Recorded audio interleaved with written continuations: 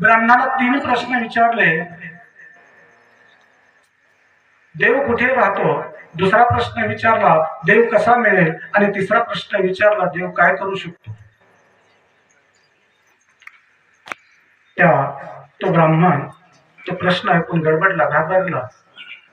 विचार करून उद्या उत्तर देतो म्हणून घरी गेला. उदास झाला. त्याच्या मुलाने त्याला पाहिलं आणि विचारलं, बाबा तुम्ही आज उदास का आहात? त्या ब्राह्मणाने आपल्या मुलाला सगळी हकीकत सांगितली. बाबा तुम्ही काही काळजी करू नका, टेन्शन घेऊ नका. राजाने विचारलेल्या 3 प्रश्नाचे उत्तर मी देईन, मला दरबारामध्ये घेऊन चला. दुसऱ्या दिवशी तो ब्राह्मणाने मुलगा दरबारामध्ये आले. ब्राह्मणाने राजाला सांगितलं, महाराज तुम्ही विचारलेल्या 3 प्रश्नाची उत्तर माझा मुलगा देईल. राजा म्हणला ठीक आहे. आणि राजाने पहिला प्रश्न विचारला, देव कुठे राहतो? त्या मुलानं 1 ग्लास दूध साखर घालून आणायला सांगितलं. दुधाचा ग्लास आणला, राजाला प्यायला दिला. राजाचं पिऊन झाल्यानंतर त्या मुलाने राजाला विचारलं, महाराज दूध कसं आहे? राजा म्हणाला गोड आहे.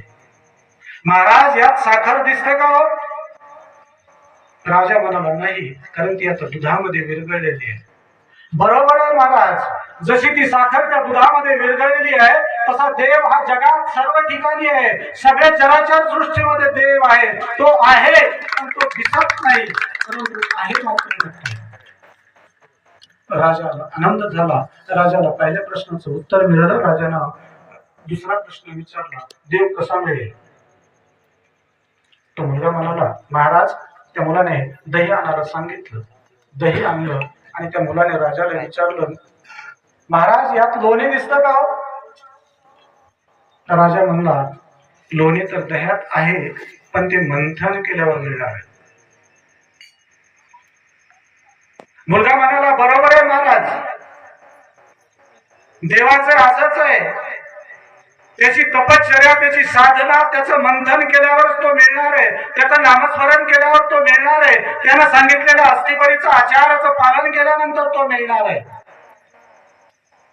राजाला दुसऱ्या प्रश्नाचं उत्तर मिळालं होतं. राजा खुश झाला, आनंद झाला. आणि राजाने तिसरा आणि शेवटचा प्रश्न विचारला, देव काय करू शकतो?